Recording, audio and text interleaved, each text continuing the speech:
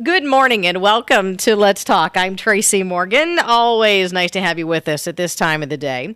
We're going to take a break from the music for about 30 minutes and sit and chat. And it's our day to chat with specialized staffing. So, of course, we'll be joined by Lisa Gard here in just a moment. But as a reminder to you, if you want to listen in one of these different ways, if you already are, apparently you are because you're hearing me now, you got us on the radio, you have us online at WISR680.com, same place that the podcast of the day will be.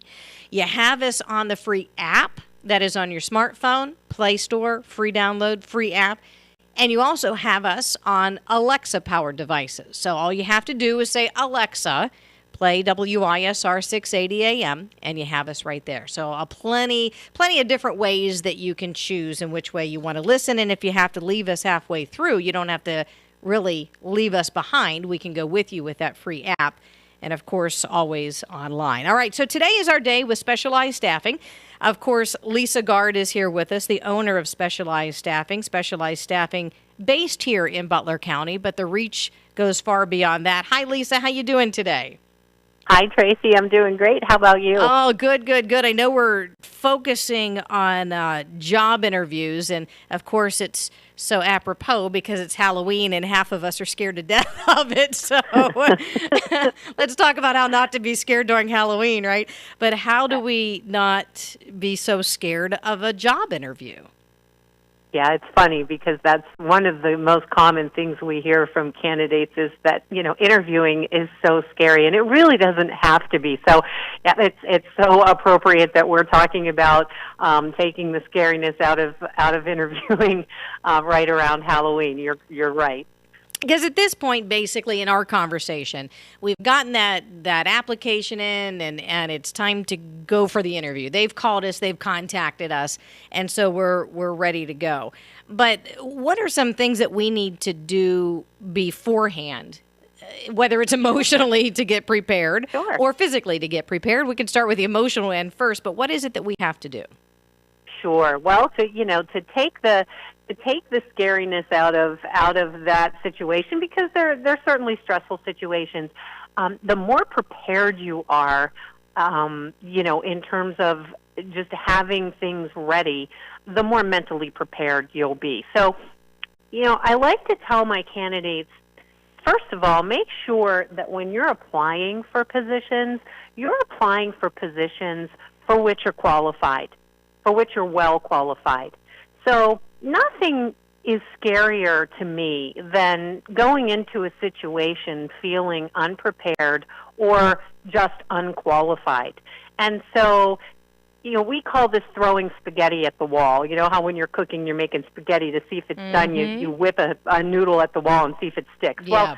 Well, some people have that philosophy when they're conducting a job search, and they'll just, they'll send their resume to just everything they see, and certainly it seems to make sense that eventually something will stick. But unfortunately, if you get a call for a position for which you're really not qualified, that's really going to make for a stressful interview. So I like to tell people, if you have 70% of what is being asked for in the qualifications, that's kind of a good rule of thumb. If you have 70%, go ahead and send the resume. You don't have to have 100%. There's a little bit of flexibility normally. But if you don't have 70%, if you only have half of the qualifications that they're looking for,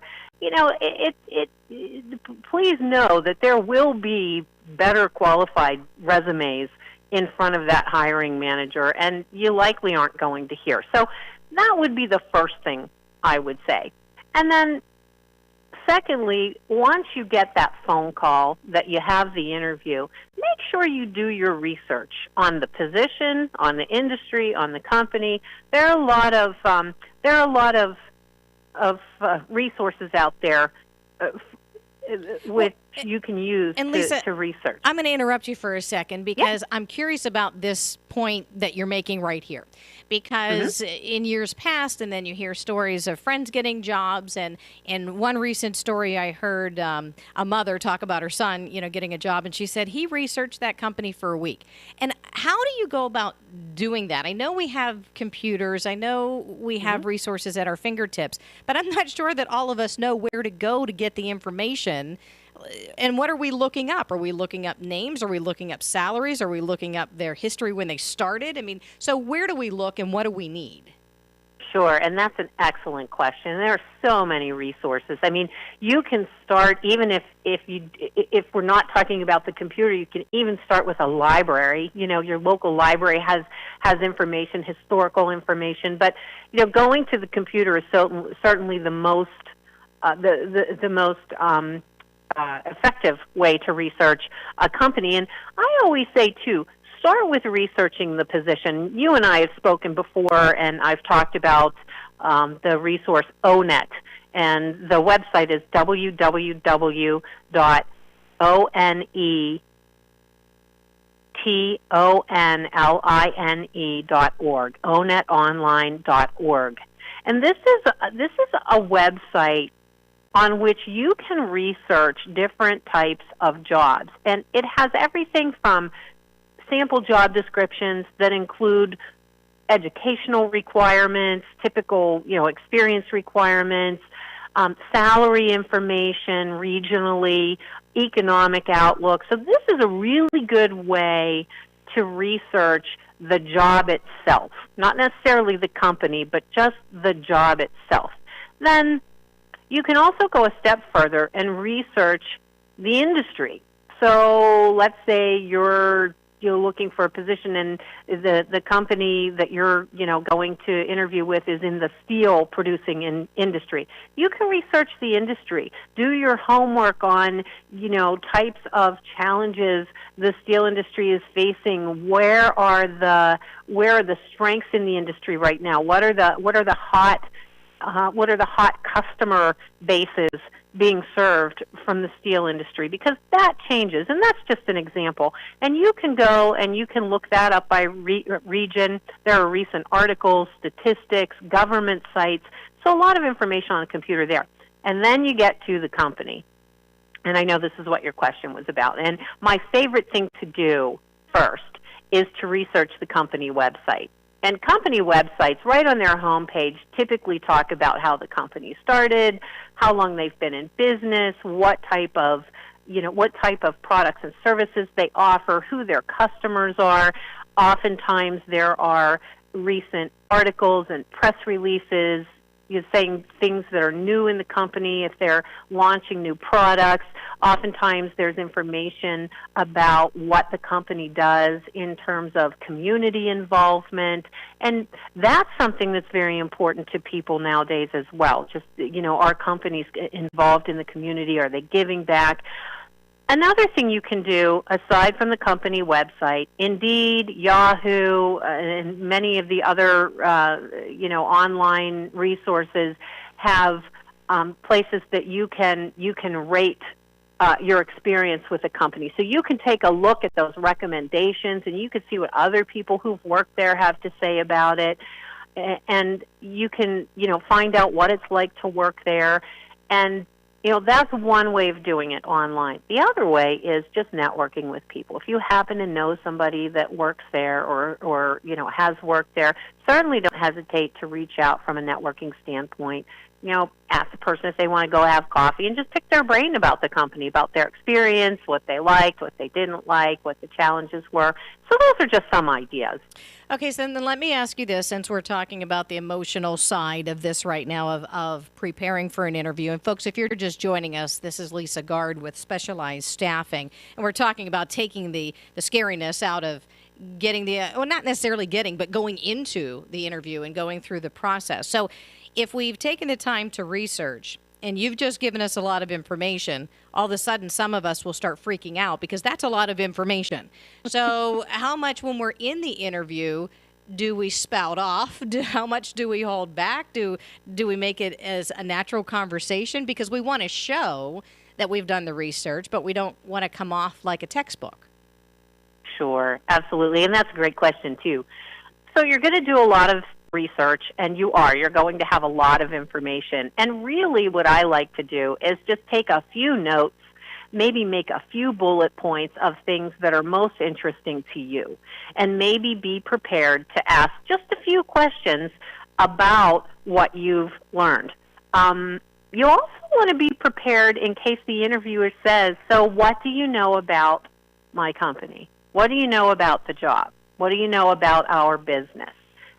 And again, you don't have to tell them everything you know, but it really does make a difference if you say, well, I went on your website and I saw that the company is 30 years old. I saw that you just, launched a new product, and that's very exciting, and I'm looking for an opportunity with a company that's growing. And then, direct the conversation from there. But just, be prepared with enough information to answer questions and ask questions. All right, Lisa, so let's go into the physical nature of this, because there are things that we need to take, like resumes, cover letters, and you're going to get to tell us the rest, what's going to be in our briefcase when we walk in. So what is it that we need to physically be prepared with as we go into this interview? Sure. Well, you definitely want to take your resume. And I would recommend taking at least 3 copies with you, because you never know how many people you're going to meet. But one of the things you can do to be prepared is when you're called with the interview, you can certainly ask, with whom will I be meeting, so that you have, so that you're prepared for that. But take several copies of your resume and also your references. Take your references and make sure that you've called your references. Take 3. And I always encourage my candidates to make sure there are 3 professional references. If you've worked in at least 1 or 2 jobs, there's got to be 3 people that can talk about you as an employee, you as a peer, you as a supervisor. Have 3 good professional references.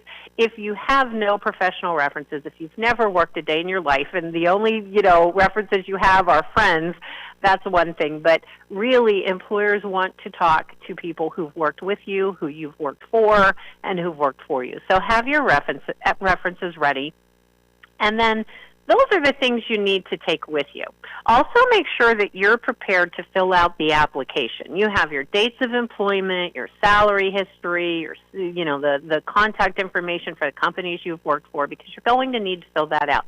And I highly recommend, when you're given an application, that you actually do the work. You fill it out. Don't just write on there, see resume, see attached. Take the time to complete that information for the employer. And that brings me to make sure you arrive for the interview 15 minutes early. Don't arrive a half an hour early. 15 minutes is plenty. That will give you time to get in the door and get your, application filled out. If you're there much earlier than that, just stay in the car, research your notes, get yourself prepared, and most importantly, leave the phone in the car. When you go into the interview, I know it's really hard to live without that phone for a few minutes, but you have to leave the phone in the car. It'd be the one moment you forget to put it on silence and you're in the interview. Mm-hmm. I'm sure absolutely. And with today's ringtones, you never know. That's true, right? It could tell a lot about a person with that ringtone. All right, so absolutely. Talk about once we've gotten through the interview, and I know we're not going to end the conversation here about being prepared for the interview, but I just want to ask you this. When you're through the interview and you need to follow up, how do you, again, in a sense, physically follow up? Do you send a card? Do you send a gift? Do you send an email? What do you do? Sure. Well, this leads me to one of the things that when you're getting in the door, make sure that you're bringing something to write with and write on, so that you're taking notes and so that you're writing down the names and titles of the individuals that you're meeting, or simply ask them for a business card. But if they don't have business cards, make sure you're writing that information down, because we will get to this. You definitely want to follow up by sending a thank you note. But while you're in the interview, one of the things I like to tell my candidates, make sure you have a backup plan before you're going to the interview, like in case you are responsible for getting kids on the bus or getting kids to school or taking care of parents or, transportation issues.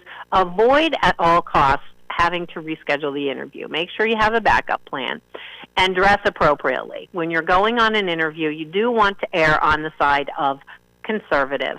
I know that dress codes are so much looser today than they have been, and that's fine, when you get to the interview, if you get the job, you can certainly adjust what you wear to match the company's dress code. But make sure you're dressed appropriately. Nothing is scarier than arriving for a job interview dressed casually and looking around and seeing everybody is dressed more formally. So make sure you dress appropriately. And again, we talked about making sure you have your updated resume, your references, you're taking notes. And it's also important to make eye contact with everyone and smile at everyone, starting with the very first person you see who greets you when you walk in the door. Smile, tell them who you're there to see, shake everybody's hand with confidence, not a little mushy handshake, just, and you don't have to, break their knuckles either, but it's important to have a decently firm handshake. And as you're in the interview, make sure that you're listening to what they're saying. Sometimes people are so scared about what they're going to say next that they're not really listening. So just make sure you're listening to what's being said, what's being given to you in terms of information about the job, and what's being asked of you so that you can answer questions appropriately. Well, when you say questions, what questions should we be asking? And again, in the follow-up, how do we ask for the next step? Sure. So you want to make sure you're prepared to ask some questions. And as you're researching the company and the job, certainly some questions should pop up. And maybe have 3 or 4 questions. You don't have to have 20. Some good questions, some questions that I'm always impressed when candidates ask me are, what will be expected of me in the first 30, 60, 90 days? What types of goals are set in this position, and by whom? Do we set them together? Are they set for me? What does this role contribute to the overall goal? Companies have mission statements, and it's always a great question to ask how this position contributes to that mission. You can ask things about the industry. What are the most prevalent challenges right now, facing this industry? How is the company meeting those challenges? And you can ask, what do you like about working here? Ask the interviewer what they like. And I think it's very important, too, that if they haven't asked you any questions about yourself, sometimes people don't know how to interview from the other end. And interviewers are human. So sometimes you can go to an interview and just be pummeled with information about the job, and they don't ask you any questions about yourself. So don't hesitate to ask if that's the case, because you do want to talk about what qualifies you for the position. So don't hesitate to ask, you've given me great information about the job, you've answered my questions, but let me ask you, what can I tell you to help you know more about me in terms of what qualifies me for the job? And that may, entice them to ask you a few questions. I'm going to ask you a technical question just in how you phrased what you just did. So I'm thinking of myself in that seat. The interviewer is across from me. I'm still a little nervous because I know I want to ask a question or talk about me. And the way that you just phrased it is, in a sense, appreciation for what they've said and then launching into a question. Do you think that's the proper way to do it? Because as the interviewee, I may be so panicked that I just launch into a question and then I've lost the value of what I'm asking. Yes. So it's good to say thank you very much for the information, or you helped me understand, and then launch into the question. Okay. It's important to be gracious to the interviewer. It's important to be appreciative. You certainly are going to not put the interviewer on the spot, but you're bringing up to the interviewer that they haven't asked you about yourself. So you definitely want to start that off with something positive that they did do, which they provided you with great information. They've answered your questions. Thank you very much. What can I tell you about myself? And that just will provoke a few questions from the interviewer without kind of making it stand out like a sore thumb. Yeah. Lisa Gard is with us with Specialized Staffing. Of course, you're listening to Let's Talk. Specialized Staffing, a staffing firm that's right here in Butler County, although the reach is far beyond just Butler County. And Lisa, as we're talking about taking the fright out of a great job interview and how we go through this, when I asked you, how do we ask about the next step? How do we know what the next step is? Because I just want to launch into salary, and I don't know if that's the right next step, or, how do you walk that line? Perfect. Well, the best way to find out about next steps is to ask, and that is the perfect final question that you want to ask in a job interview is, what are the next steps? What is the most appropriate way for me to follow up? How and when would you like me to follow up? You're basically setting up the next conversation. And if they haven't brought up salary, don't bring it up. Let's go back. Let's circle back to the very beginning, and I said, do your homework. You can research what salaries are. So, the most common response I get to that is, well, I don't want to waste their time, and I don't want them to waste my time if it doesn't pay what I'm looking for. You shouldn't be applying for jobs that are, when you research salary, that the ranges are so far below what you can possibly afford. So, you want to be reasonably sure going in that you're, going after a position that's going to pay in your salary range. So if they haven't brought it up, I say don't bring it up, because if they're interested in talking to you more, they will bring you in, and that conversation will come up in the next interview. However, if it does come up, salary conversations are a total dance, and that's a whole other topic, and we can do that. Actually, we can discuss that topic.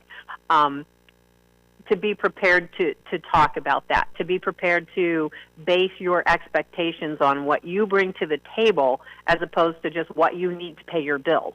Does that make sense? It does, and always the big question, and I understand I don't want to go down a tangent or a left-hand turn because we could spend a whole entire show on it, but let me ask you this one question, though. Who goes first? Because you always want to get that information out there, but if the company wants you to go first with how much you would like to earn, you don't want to talk yourself out of a job. Exactly. So let them bring it up first. And a good way to address that if you're not ready yet is to say, I'm sure there is an appropriate salary range in this, I'm sure your company will offer a reasonable salary range, but quite honestly, it's going to depend on the whole package. I know, there are probably benefits and things like that to discuss, and it really is going to depend on the whole package. So, at what point will we be able to discuss all of that so that I can give you a more, firm answer? That's a way to kind of deflect that question, because it is more about the whole package. It is so rare that I have a candidate whose decision is just solely based on the money. Normally, and you can feel free to say this right up front, I'm looking for a company that's going to offer me more room for advancement than the company I'm with now. So quite frankly, I'd like to learn more about the range. I'd like to, base my answer on what I bring to the table. So, let's talk about this a little bit more. There's nothing wrong with saying that. And the language, the specific language, is it better not to say, I need X, Y, and Z in the amount of money instead of, I'd rather see me making X? Like, what are the terms or the terminology that we should be using? Sure. I try to stay away from I need, because you don't want it to be about what you need. You want it to be about your value, the value I'm worth. Okay, not what you need, it's what you're worth. And what you're worth to the company is directly related to what you bring to the table. So a good way to do this is, you look at what you bring to the table compared to the qualifications they're asking for. If you brought 70% of it to the table and they have a range, then you can expect to be at the kind of the 70th percentile of the range. You know what I mean? Mm-hmm, absolutely. If if you bring it all to the table, so they're looking for, an associate's degree and 3 to 5 years of experience in a specific industry, and you have a bachelor's degree and 7 years of experience, you can say, well, you know what, I exceed all of the requirements for the position, so I would really hope to be at the very top end of the range. I would think that I would be worth the top end of the range. If you don't bring the education, say you're still working on your degree, but you have the experience. Well, I have the experience. I won't be finishing my degree until next year, so I realize there's a little bit of a learning curve. I'd like to, at least be somewhere toward the middle end of your range. Can we talk about what that is? Do you see how I'm making it? I'm making it based on what I'm worth as opposed to what I need. Absolutely. Absolutely. Lisa, we only have about 5 minutes with you left, and I wanted to ask your opinion on the benefits of working with a staffing firm. I know Specialized Staffing has done such great work for people, and I know your clients are actually the businesses that pay you the money. But what are the benefits for somebody like me coming to get your assistance? Sure. Well, first of all, it's free to you, so there is no cost to you. And, Tracy, it's so funny because you referenced yourself. You're a busy person. You're working. You're successful. So, you probably don't have the time to conduct a full-blown job search because job searches take, time and effort. So one meeting with one of our recruiters, and you're considered for any opportunity for which you're qualified. We will call you. We will discuss the opportunities that come up with you that match what you're looking for in terms of your salary requirements, location, the type of schedule you want to work. And then, most importantly, based on the topic we're discussing today, we coach you through this whole process. We help you prepare for the interview. We look at the resume. We make sure that it's most appropriate for the type of opportunity you're applying for. We introduce you to the client. We're not just sending your resume blind and hoping we get a response. We're actually making a phone call, telling our client what a rock star you are, telling our client what qualifies you for the position. We're getting you an audience with the client, and then we're helping you prepare for the interview. We're helping you with researching the company. We're giving you inside information about the company you're going to interview with. And then we're making sure your references are good. We're checking your references, and we're making sure that you've got awesome references. And we're also giving you feedback following the interview. If you don't get the job, we're going to tell you why. If it was that you didn't bring, you weren't the most qualified candidate, there was another qualified candidate that had a few more, things from the list of qualifications, or maybe there was something you did in the interview that you need to know so that you don't do it again. So those are the types of things that we'll work with you on, and that's kind of the benefit is that that's all free. Now, we wish that you'd work with absolutely every industry, but I know you focus on just a few. So what are the industries that you are focused on? Sure. So, you can't be everything to everybody, and we've discovered that our sweet spot, it seems to be with manufacturing, small to medium-sized manufacturing companies in the western Pennsylvania region, all the way up the 79 corridor into Erie. But we do work with other industries. We do a lot of work in healthcare, in the administrative end of healthcare. We don't do anything clinical, some non-manufacturing, anything in the administrative end of that, administrative, accounting, finance, human resources, sales, marketing, those sorts of things. But in manufacturing, manufacturing is kind of its own beast. And people who work in manufacturing tend to, bring things to the table to other manufacturing companies that are very valuable. So that tends to be a sweet spot with us. And in manufacturing, we work largely in the salaried exempt levels of engineering, production management, and again, accounting, finance, administration, human resources, sales. Lisa, how do we get a hold of you? Website is www.thebestworkwithus.com. Phone number is 724-287-8380, and we're located at 130 South Main Street in Butler. And we also have an office in Erie. All right, so we have a minute left. In a minute, give us that quick pep talk if we're about to go into this interview. Give us that 2 thumbs up that we can do it. Sure. Well, just prepare. So prepare yourself physically in terms of having everything ready, and then you will be prepared mentally for the interview. Lisa Gard with Specialized Staffing. Thank you so much, Lisa. Thank you, Tracy. Always great to be here. And great to have you. And folks, thank you very much for joining us for this segment of Let's Talk. Of course, you can always get this as the podcast of the day on our website at WISR680.com. Thanks so much for joining us. I'm Tracy Morgan with Let's Talk.